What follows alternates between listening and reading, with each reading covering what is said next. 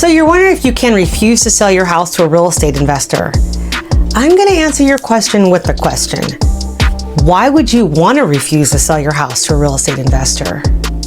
If you have any aspiration to sell your home, you actually might be ecstatic if you were to receive an offer before your home even hit the market, wouldn't you? Or if you got a full price offer on your home the day your home goes on the market. You'd be like the luckiest seller out there, especially in a market where so many homes are on the market for now over 30 days, or unfortunately coming off the market unsold after 6 months with about 3 to 4 price reductions during the listing period. Perhaps you're sympathetic to the challenges that first-time home buyers are facing in regards to affordability. Or perhaps you believe that there's something wrong with investors purchasing your property with intentions to profit for fixing and flipping it or holding the property and renting it to a tenant. In any case, an investor could very well be your best solution to getting to your idea of paradise or from getting you out of the pain of owning this house. In this video, I'm going to tackle the misconceptions that might be implanted into your head from real estate agents that are just trying to list your home to help themselves, where instead the real estate investor could actually be your best solution. Let's get into it.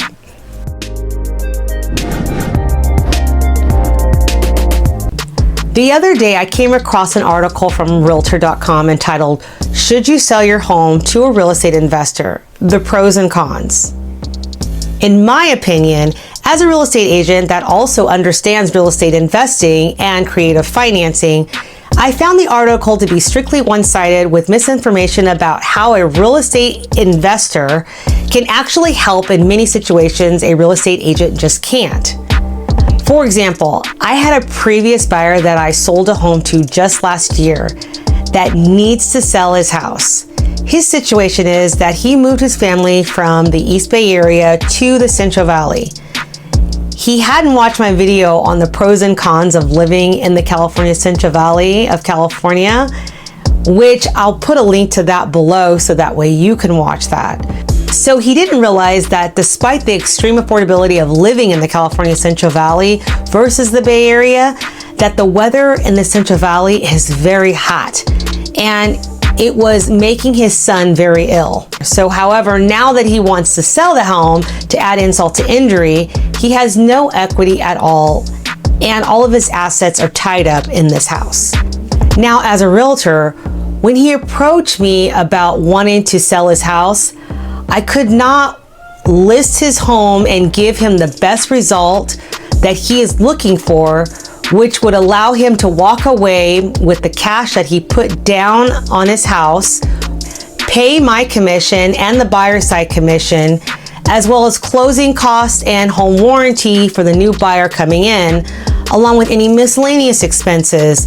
Like, let's say the buyer coming in did their inspections and they notice that something is not working properly and they want the seller to fix it. I also ran comparables for the property, and when he purchased the home in the summer of 2022, the market was moving downward because interest rates were continuing to rise. Because I like to offer solutions to problems and help people get to their end goal, unfortunately, I couldn't offer him a solution because I did not know yet about the possibility of working with a real estate investor to do creative financing to relieve my client of his pain and allow him to get to paradise where he'd like to move his family. Now, I'm not saying in every situation a real estate investor can help, but what I am saying is if a real estate investor is submitting an offer to you that sounds reasonable, then why not entertain it? Or find out if you can negotiate better terms. Real estate agents are not taught creative financing, wholesaling, or even how to work with real estate investors.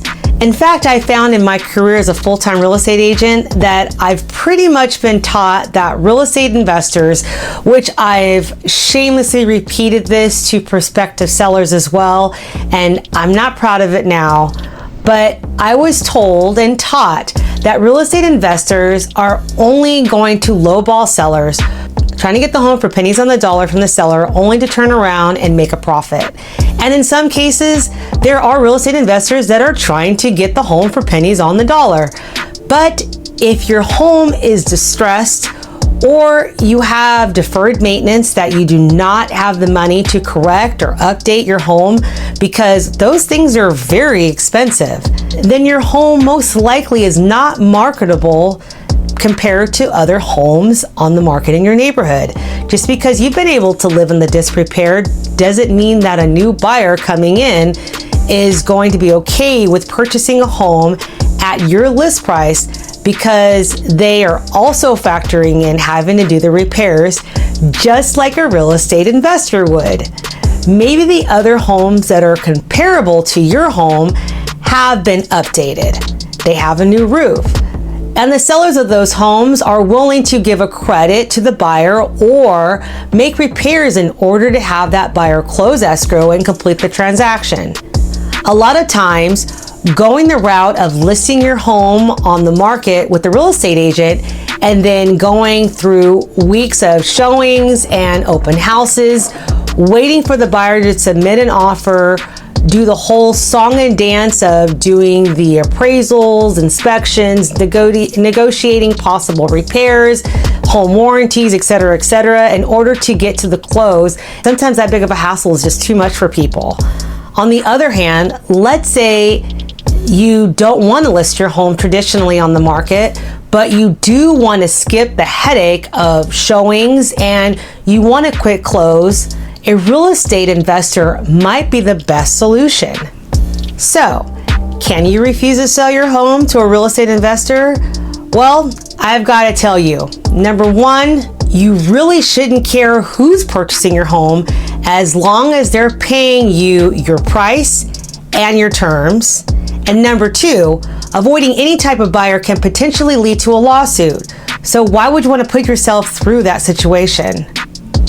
I'm Tasha Laster-Mullins, a California realtor located in the California Central Valley.